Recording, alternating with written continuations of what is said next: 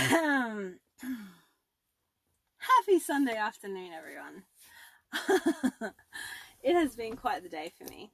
So, my moon circle, online moon circle, bless online and Wi-Fi and all of that. For some reason, my Wi-Fi has not been cooperating while I've been at home, which means I'm going to have to be out, and I'm now in a car filling a moon circle. But hey, one of the intentions that I set, the main intention for this, when I felt the, I guess, pull to initiate a moon circle, was really to help people who didn't have access to one or didn't know what one looked like. And though this isn't necessarily like all moon circles are different, this is, probably a little bit different to most. And it really is, I don't focus so much on the moon, on the star sign or the Libra moon or anything like that. This is really an intuitive moon circle.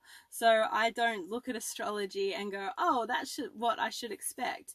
What I do is I go, what's relevant in my life right now? What's showing up? What am I wanting to clear out? What am I wanting to move into?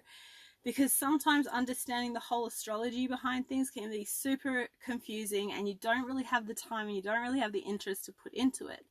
But at the end of the day, you're kind of like, well, I know that this is going to, I know that there's things for me to be doing in the coming month. I know that there's things that I should be sort of tapping into. So really what I kind of see this moon circle as is I set an intention to basically just bring some different ideas, different perspectives, and journal prompts also into a place where we can start setting intentions and moving into, a more intentful lunar cycle to come, which is really the new beginning of that beautiful full moon. It's a joyous experience to witness such a beautiful big full moon, and it is so beautiful.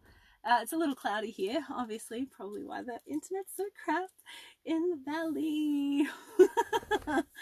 But basically, a couple of things that have come up today while I set an intention, and one of the intentions that I said before is to provide a circle for anyone who doesn't have one already.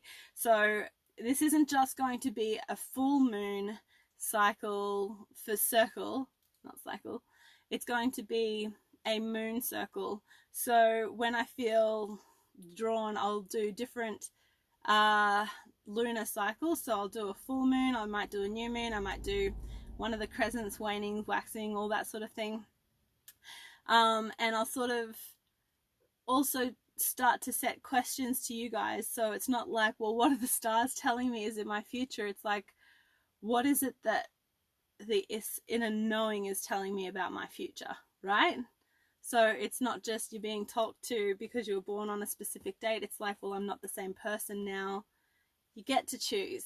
You get to choose. The whole thing you actually get to choose, even those traits that you might sort of see in your astrology chart. If you don't fully understand it, you actually don't have to appreciate that the moon just walks through cycles, and you're allowed to celebrate the cycles of the moon, because as you celebrate the cycles of the moon, you're able to further celebrate the cycles of yourself, which is beautiful. So literally today, as I sat down to set my intention around this, I was sitting by the creek. I've had a very human day, which is really hilarious. I did have a very unconscious moment where I was so pissed off at my kids for having to tell them to do their chores. Can anyone else relate? And I'm like, you know what? Actually, I need to take myself for a timeout for a minute, because I know I'm being unreasonable. It's not fair on you guys. Give me a bit. They were relieved with that. Absolutely.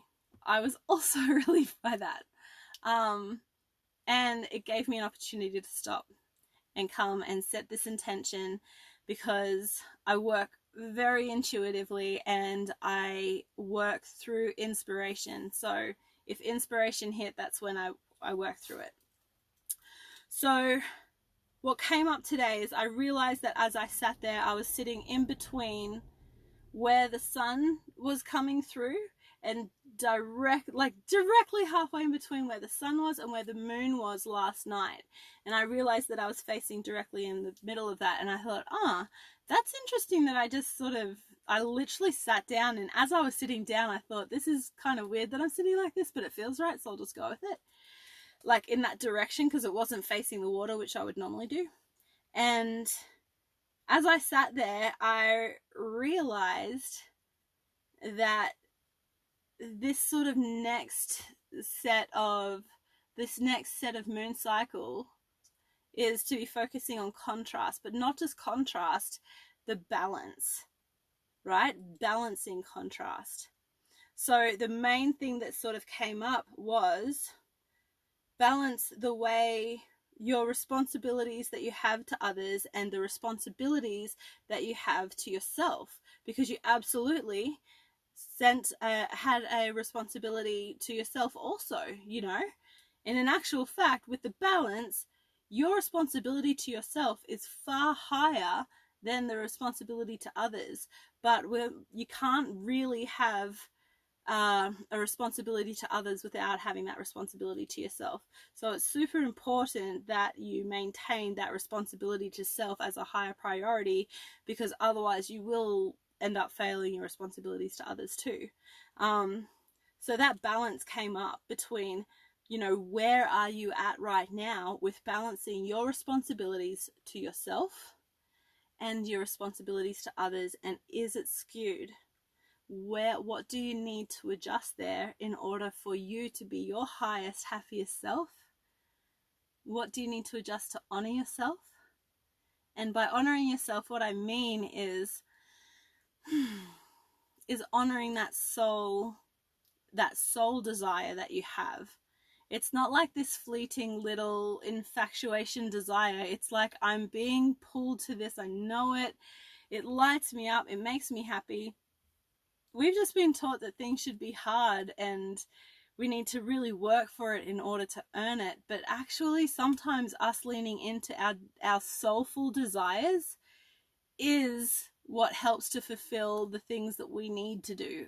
Also, all of those responsibilities to others, you will find that as you follow your soul desire, you will inevitably and so much easier fulfill your responsibilities to others, like I did today. I was trying to be around the kids when my soul desire was not there around the kids at that time. They knew it. I knew it. I knew that I needed to be going to the creek by myself to be doing what I needed to do. But I was so focused on my to-do list that I did not give myself a chance to check in with what my soul desire was in that moment.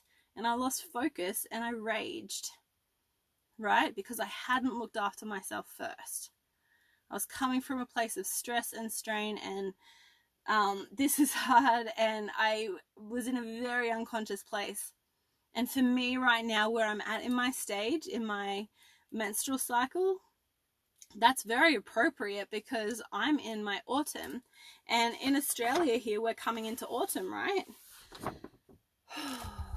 So, a couple of characteristics around the autumn, which I think are really timely, especially with this idea of balancing, right? Autumn is where all of our filters are a lot thinner. What I mean by that is, normally I wouldn't rage at my kids about the chores, but because I was being so objective and it wasn't getting done the way I wanted it to do, and I was being particular, and I was like, I can't believe they're all teenagers, and you know the story, the drama of it. It's literally the story and the drama of it that makes the pain.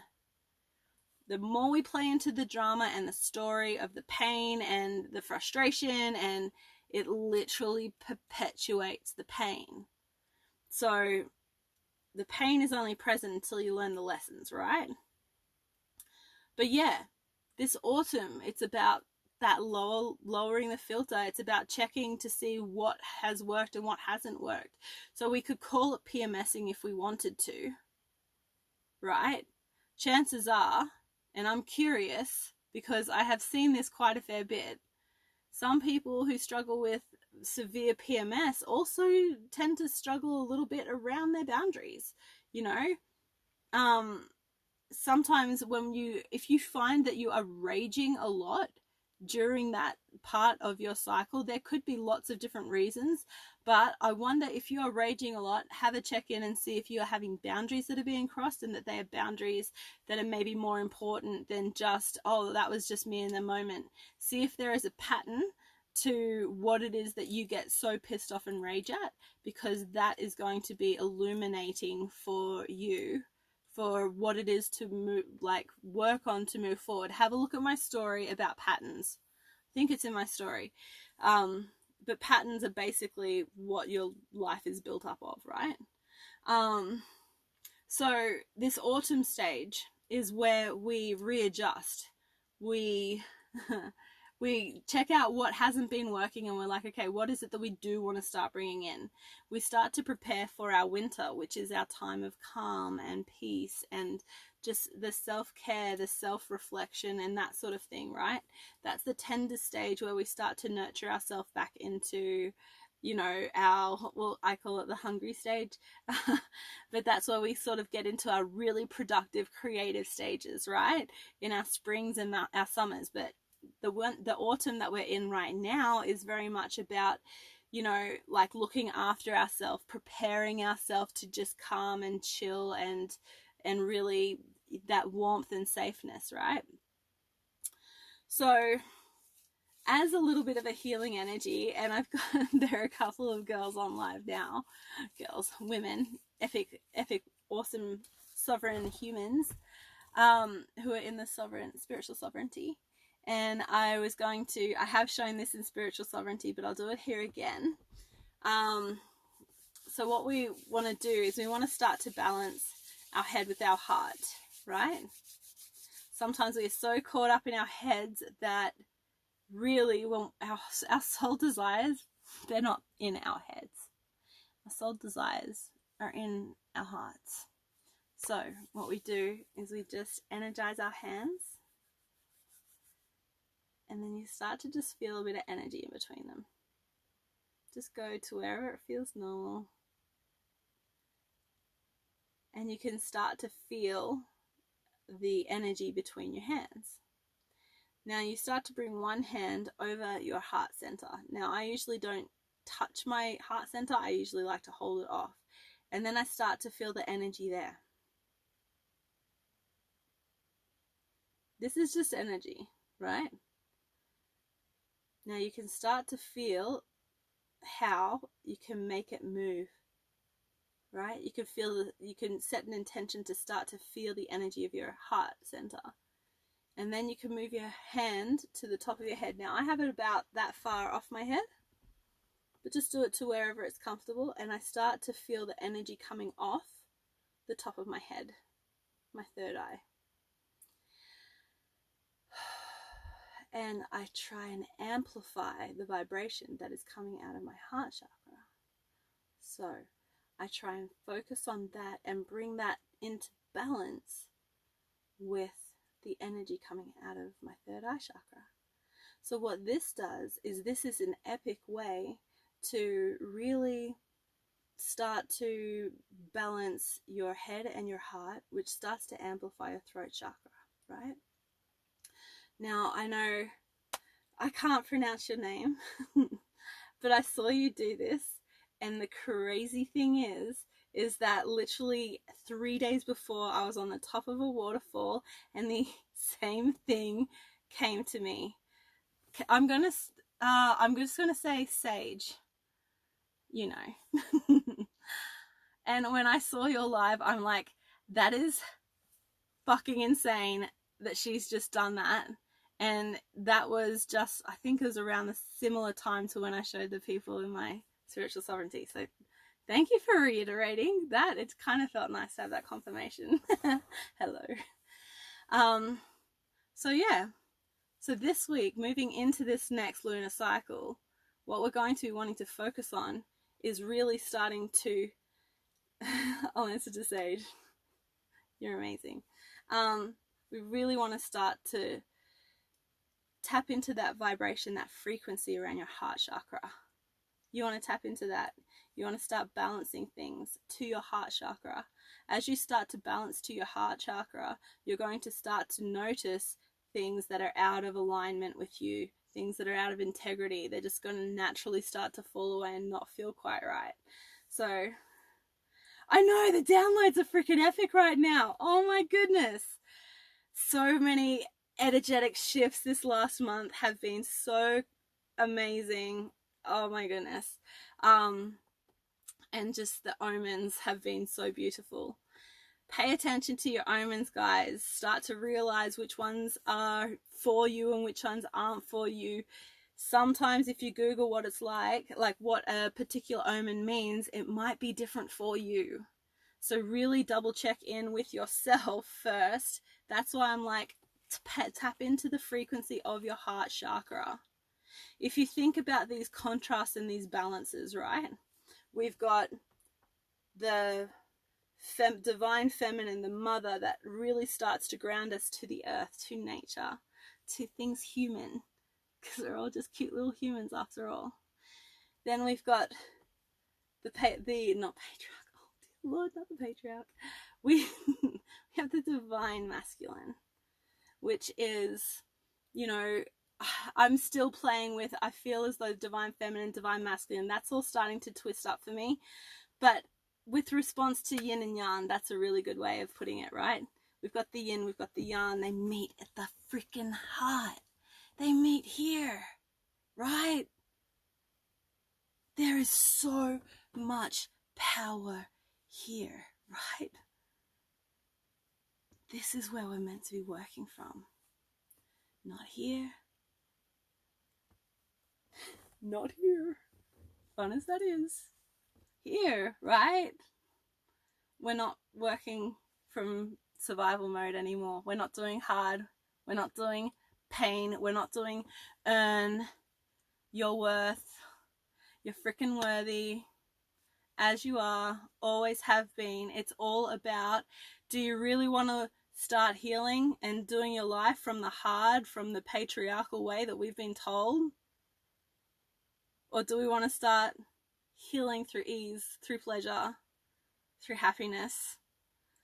Literally, we can be drowning in a sea of our own freaking drama when sometimes all we need to do is lay our head back and laugh. And then we start floating. Beautiful. Now, beautiful. Thank you, Sage. I'm going to reach out to you and ask your name specifically, because I don't like that I can't pronounce that. I am a little dyslexic, but that's just an excuse. Thank you so much for joining. I have very much appreciated your energy here. Thank you everyone who's jumped on tonight. I hope my intention to help those feel like they are included somewhere has really been met. I send you so much love. Stay wild at heart and free in spirit. Mwah. How do I end this?